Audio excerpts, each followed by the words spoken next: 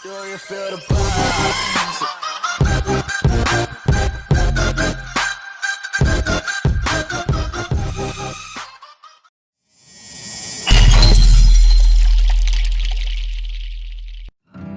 Bismillahirrahmanirrahim. Assalamualaikum warahmatullahi wabarakatuh. Alhamdulillahirrahmanirrahim.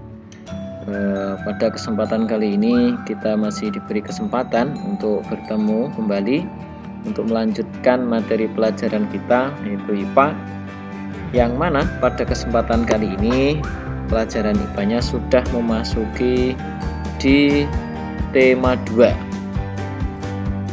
yaitu terkait dengan persatuan dalam perbedaan. Kemudian anakku semuanya kelas 6B, pada tema 2 ini kita akan mempelajari apa sih pada tema 2 ini, yaitu pertama, pada kompetensi IPA ini kalian nanti diharapkan dapat menganalisis cara makhluk hidup menyesuaikan diri dengan lingkungan.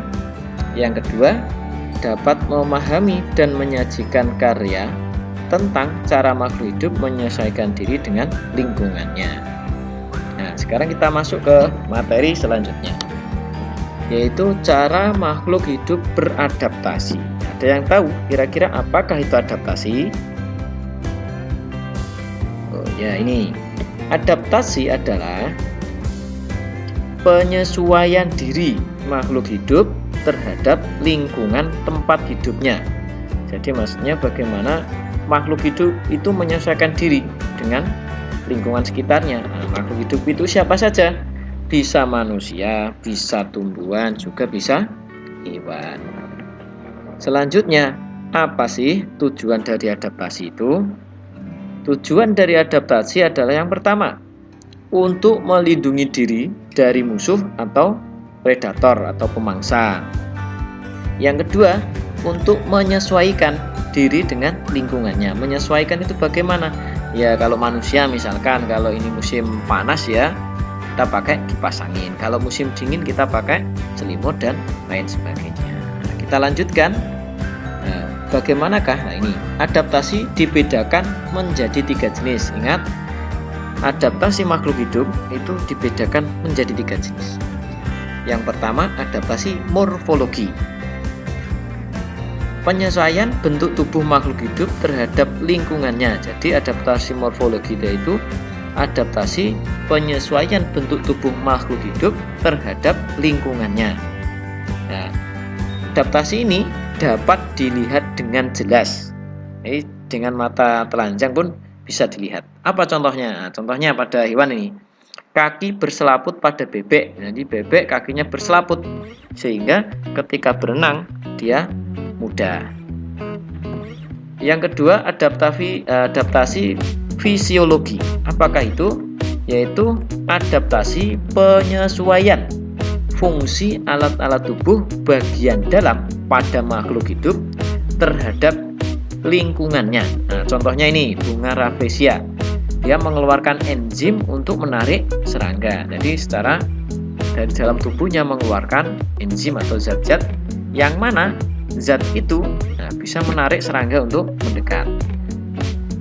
Yang ketiga, yaitu adaptasi tingkah laku. Penyesuaian berupa perubahan tingkah laku terhadap lingkungannya. Jadi tingkah lakunya berubah. Contohnya apa? Contoh kalau pada hewan ini memutuskan ekornya. Nah, cecak memutuskan ekornya ketika ada musuh atau predator atau pemangsa yang mengejarnya atau memburunya. Kemudian putri malu ketika disentuh, nah, seketika itu juga putri malu daunnya menutup. Jadi itu 3 jenis adaptasi pada makhluk hidup. Ada morfologi, fisiologi, dan tingkah. Selanjutnya kita akan membahas terkait dengan adaptasi pada tumbuhan pada pertemuan ini, yaitu yang pertama. Ingat tadi ada 3 jenis adaptasi, morfologi, fisiologi, dan tingkah laku. Pada tumbuhan ini kita bahas yang morfologi dulu. Pada adaptasi morfologi pada tumbuhan itu dibedakan menjadi 3 nanti. Nah, yang pertama dinamakan xerofit, yang kedua hidrofit, dan yang ketiga higrofit. Nah, apakah adaptasi masing-masing ini? Nah, kita lanjutkan di selanjutnya. Yang pertama, adaptasi morfologi xerofit pada tumbuhan. Apa itu? Yaitu tumbuhan yang hidup di daerah kering. Jadi xerofit itu adaptasi tumbuhan yang hidup di daerah kering. Nah, tumbuhan ini memiliki daun tebal, ciri-cirinya sempit, kadang-kadang berubah bentuk menjadi bentuk duri, sisik, atau bahkan tidak mempunyai daun. Batangnya tebal, contohnya lagi, mempunyai jaringan untuk menyimpan air, dan selanjutnya akarnya sangat panjang. Contohnya apa ini? Ya, bisa lidah buaya, ada kaktus. Nah, kaktus tadi daunnya itu, durinya itu. Nah, durinya itu berubah menjadi perubahan dari daun. Kemudian batangnya tebal, seperti lidah buaya juga batangnya itu tebal di daun itu. Dan akarnya panjang. Yang kedua, jenis dari morfologi pada tumbuhan yaitu hidrofit. Apakah hidrofit? Yaitu adaptasi tumbuhan yang sebagian tubuhnya ada di permukaan air, atau berarti hidup di bagian atau daerah air yang banyak. Nah, akarnya berada di dalam air, jadi di dalam air. Kemudian biasanya batangnya memiliki rongga udara. Terus daun yang muncul ke permukaan, lah biasanya daunnya lebar. Jadi kebanyakan tumbuhan yang berada di air itu memiliki rongga pada batangnya dan daunnya lebar. Nah, untuk apa daun lebar? Untuk mempercepat penguapan.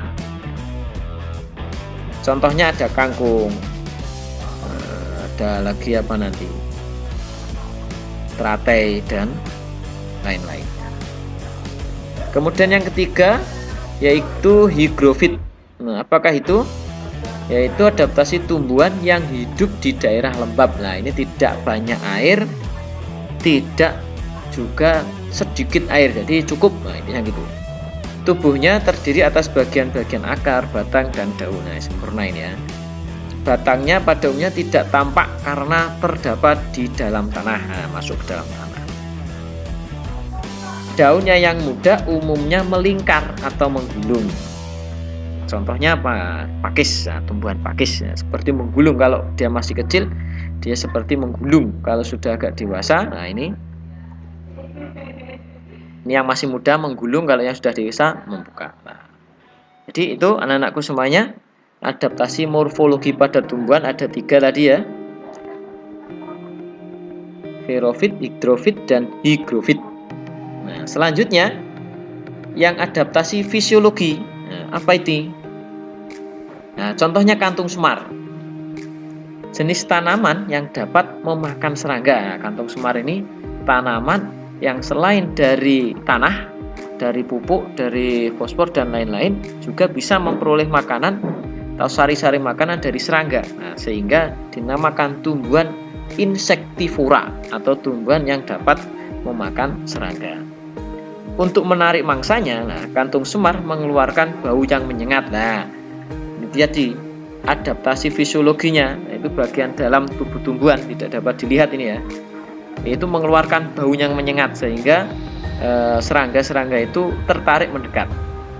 Nah, di dalam kantung semar ketika sudah tertutup, nutup, nah, serangga tadi ini dicerna oleh cairan di dalam tubuh kantong semar tadi, sehingga lama-kelamaan mati dan diurai, terus menjadi sumber makanan kantong semar. Contohnya gambarnya seperti ini. Ya, ketika dia sudah ke sini masuk, dia langsung ke dalam, tertutup mungkin. Kemudian tidak bisa keluar karena banyak cairannya tadi. Nah, cairannya tadi mencerna serangga. Contoh lagi bunga pada tanaman. Nah, bunga mengeluarkan bau yang khas untuk menarik serangga untuk membantu penyerbukan. Nah, contohnya ini ada tanaman bunga ya. Ada lebah. Lebah ini tertarik ke sini kenapa? Karena ada tertariknya dia ada bau yang bisa membuat serangga ini tertarik sehingga membantu proses penyerbukan. Nah, fisiologi itu ya seperti itu. Jadi tanpa kita bisa lihat secara jelas, nah itu berbentuk dari enzim-enzim itu atau bau-bau yang lain. Kemudian adaptasi pada tumbuhan yang ketiga yaitu tingkah laku, perubahan tingkah laku. Contohnya putri malu. Nah, menguncup atau menutup daunnya ketika terkena rangsangan atau disentuh. Nah, ketika kamu menyentuh tumbuhan putri malu, langsung seakan-akan itu juga daunnya menutup. Nah, itu termasuk tingkah laku. Kemudian jati atau pohon jati. Nah, ada jati, mahoni, kedondong, sengon. Nah, ini akan meranggas. Meranggas itu apa? Menggugurkan daunnya. Nah, seakan-akan mau mati itu, tetapi sejatinya dia tidak mati. Nah, hanya menggugurkan daunnya ketika di musim panas atau kemarau. Nah, kenapa kok menggugurkan daunnya? Nah, hal ini dilakukan untuk mengurangi penguapan. Nah, karena pada musim kemarau sumber air itu sedikit, maka biar tidak memperbanyak penguapan, daun-daun tersebut digugurkan. Ini seakan-akan mau mati, tetapi sejatinya tidak mati. Contoh yang selanjutnya bunga matahari lah. Ini bunga yang unik juga ini. Kalau kalian mau mengamati ya, ini ternyata bunga matahari itu seakan-akan menghadap ke arah sinar matahari. Jadi mataharinya kalau di timur ya ke timur, kalau nanti di atas bunga matahari ya menghadap ke atas. Kalau sudah mau terbenam ya seakan-akan menghadap ke barat. Nah, ini namanya adaptasi tingkah laku. Nah, insya Allah itu anak-anakku kelas 6B semuanya. Jadi terkait dengan adaptasi penyesuaian diri makhluk hidup terhadap lingkungannya. Yang pertama itu terkait dengan tumbuhan. Jadi setiap adaptasi makhluk hidup itu dibedakan menjadi 3 tadi ya. Ada adaptasi morfologi yang selalu terlihat jelas gitu maksudnya. Kemudian juga fisiologi yang tidak bisa terlihat, tapi karena keluarkan enzim, bau, yang dan seterusnya. Terus yang ketiga tingkah laku. Nah, tingkah laku ya hampir sama dengan fisiologi. Morfologi. Kalau morfologi memang sudah ada, kita bisa amati. Kalau tingkah laku itu perlu perlakuan khusus sehingga terjadilah adaptasi pada tumbuhan. Insya Allah itu anak-anakku semuanya materi IPA pada kesempatan kali ini. Semoga kalian menjadi lebih paham, dan untuk adaptasi pada hewan akan kita bahas pada pertemuan selanjutnya. Demikian, ada kurang lebihnya mohon maaf. Assalamualaikum warahmatullahi wabarakatuh.